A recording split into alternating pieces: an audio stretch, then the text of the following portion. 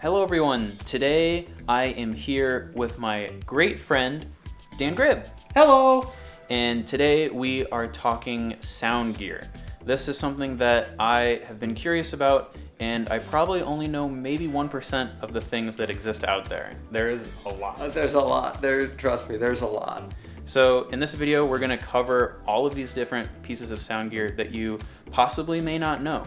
But before we do that, we actually have to run to Second City Sound. Second City Sound. Dan picked up a cable, but we got to return it as an audio thing. We could talk a whole video on that cable in and of itself. But what we're gonna do is let's cue a cinematic sequence of us just going to Second City Sound.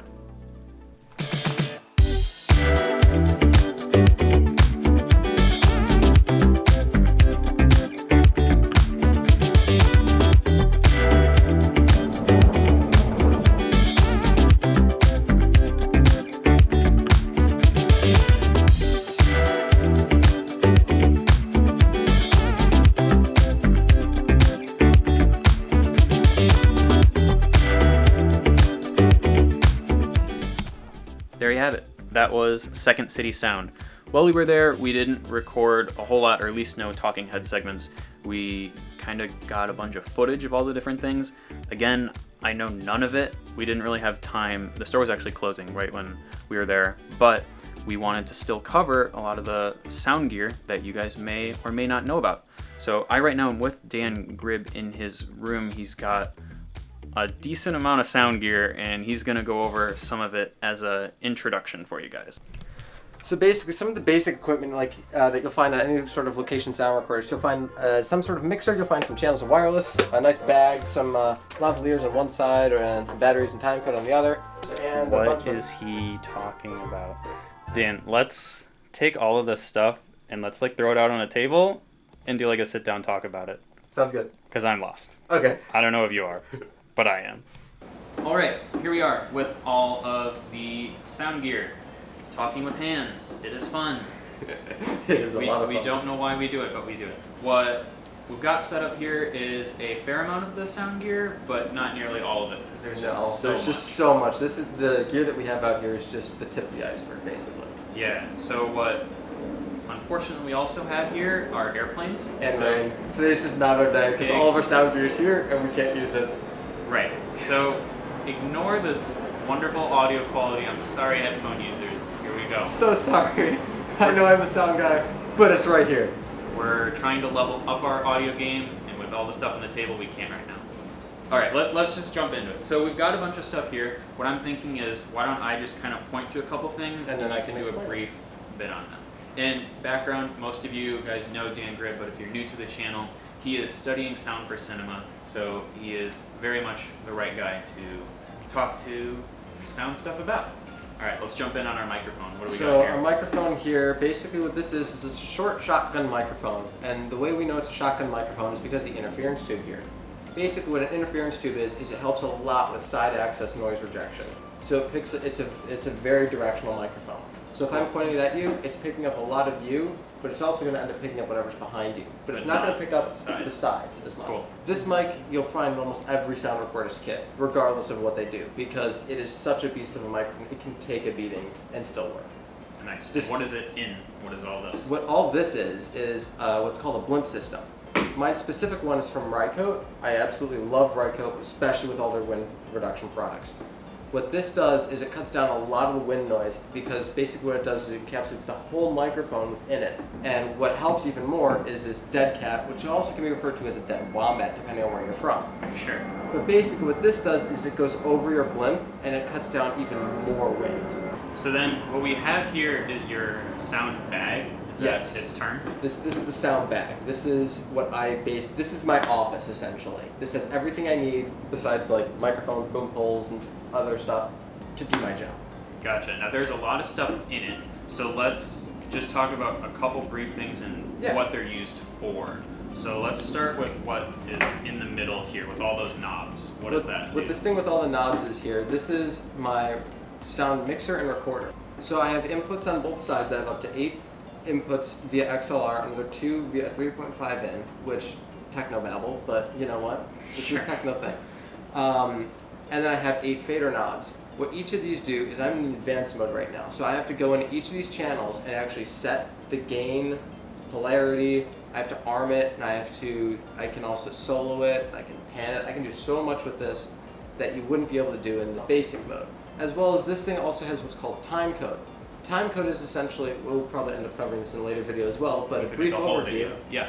For most instances, your sound recorder is the master, and then you jam what's called little locket boxes or sync boxes, which go sit on your cameras. So that way in post-production, they can just, in a program, they line up all the timecode, export like a metadata file sort of thing, pop that in, and it just syncs them all up so they can start editing. Gotcha. So another thing with this is I can record what's called isolated tracks. So in the advanced mode, I can record each of the inputs individually, and then I can also record a left-right mix, which the reason that's handy is because if you're doing something bigger, you're most likely going to have a post-production team that's going to end up being able to mix it. But if you don't, then you can just use the left-right. Gotcha. And then what's really nice about this is it records it all into one file. You just sync it once instead of having to like sync 12. That's really cool. Nice. So then let's go ahead and jump. What can you put on the sides of the bag?